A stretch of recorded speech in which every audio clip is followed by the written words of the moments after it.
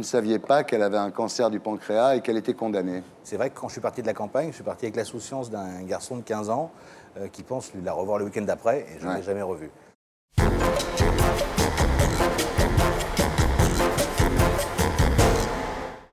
Notre invité principal ce soir, c'est Benjamin Castaldi. Quel accueil! Alors Benjamin, bonsoir. Bonsoir. Vous êtes ici ce soir parce que je n'ai pas suivi Secret Story 4. Et j'aimerais que vous me fassiez un résumé. Alors, qui a gagné, la bimbo, le cinglé, la pute ou le PD? Je crois que c'est le PD. C'est le PD. Très bien.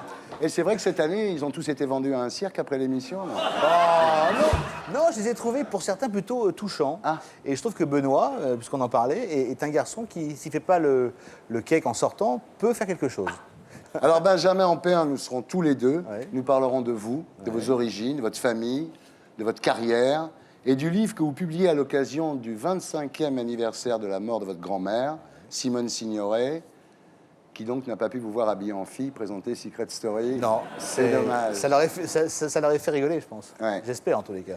Alors, Benjamin, rebonsoir. Ouais. Après un premier livre familial qui s'appelait Maintenant, il faudra tout se dire, qui avait fait du bruit en dévoilant les relations ambiguës qu'avait entretenues Yves Montand avec sa fille adoptive Catherine Allégret, votre maman, vous publiez Dans les yeux de Simone, avec 300 photos, l'album de famille que vous n'aviez pas. Que je n'avais pas. J'ai pas de photo de famille. J'ai une photo avec ma grand-mère. Ouais. Pas de photo d'anniversaire, pas de photo de Noël, pas de photo de jour de l'an, rien du tout. Je pense qu'à la maison, comme il faisait des photos tout le temps, on n'en faisait pas en famille. Voilà. C'est un manque, hein. Ouais. C'est terrible, ça. Hein. Ouais. Franchement, quand on repense aux années passées, ça peut faire de la peine. Hein. Ouais. Donc je me suis fait mon bouquin à moi. Voilà. Voilà, exactement. Alors, vous avez recueilli dans les agences des photos de Simone Signoret de 1940 à 1985. Alors, la dernière fois que vous avez vu votre grand-mère Simone Signoret, vous aviez 15 ans.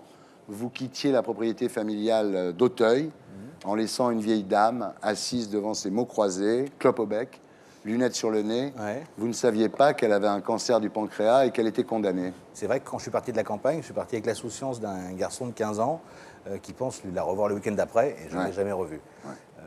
Alors, vous prendrez conscience du monstre sacré qu'était Mamie Simone. Le jour de sa mort. Parce que quand je fais la route qui me sépare donc, de la maison de campagne d'Auteuil, toutes les radios font le parcours de ma grand-mère. Je le connaissais comme ça.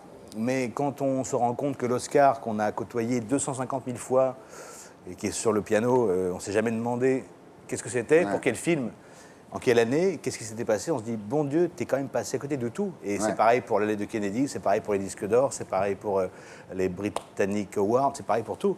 À 15 ans, on pense aux filles, au tennis, à faire du sport et pas à l'histoire de ses grands-parents. C'est un peu dommage. Alors, vous comprenez à ce moment-là que c'est pas une mamie ordinaire. Elle est morte sans avoir eu le temps de vous raconter Casque d'Or, Gabin, Hollywood. En revanche, elle a eu le temps de vous conseiller de lire. J'ai pas fait.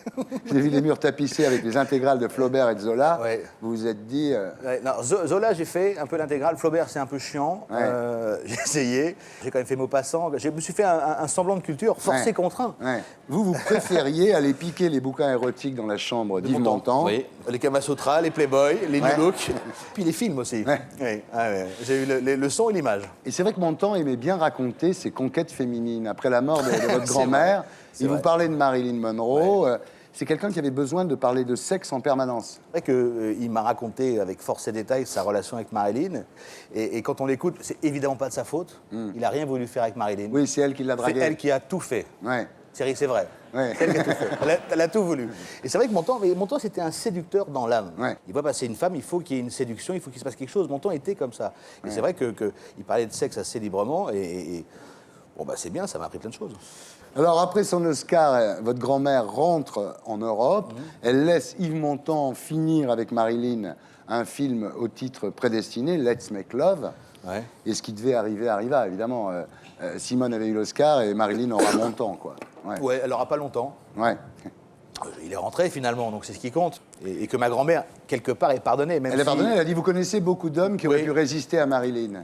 On peut pas dire mieux. Ouais. C'est pas pour ça qu'il faut recommencer. En même temps, c'est là que votre grand-mère commence à grossir. Elle boit et elle se venge d'une certaine façon en offrant sa déchéance à Montand. C'est vrai qu'il y a un avant et un après. C'est vrai que Ma grand-mère a devancé l'âge, et c'est vrai qu'elle a accéléré considérablement son vieillissement. Et quand je vois ma mère, qui a le même âge que ma grand-mère quand elle est morte, 64 ans, que je les compare... beaucoup mieux conservé. Ah oui. Oui, beaucoup. Beaucoup mieux. Clairement. Ouais, beaucoup mieux, beaucoup mieux. Alors, Montand, évidemment, souffrait de ce que votre grand-mère était devenue. Il a cette phrase terrible, il dit « Être l'amant de Casque d'Or, c'était facile, mais il a fallu beaucoup d'amour pour aimer Madame Rosa. » Mais c'est pas pour aimer, pour rester. Ouais. C'est encore pire. Ouais. Bah oui, mais en même temps, c'est tellement honnête. Il faut accepter, et je pense que dans leur couple, il y a ces petits arrangements qui font qu'un couple dure. Ouais. C'est vrai qu'entre une femme qui accepte que son mari vive sa vie d'homme, et un homme qui accepte que sa femme vieillisse, finalement, ça fait une belle histoire. C'est ce qu'il faudra retenir au final. Pour rester ensemble, il faut le décider. Exactement. Voilà. Et pour être sûr de ne rien rater de Inarditube, abonnez-vous et mettez un pouce bleu.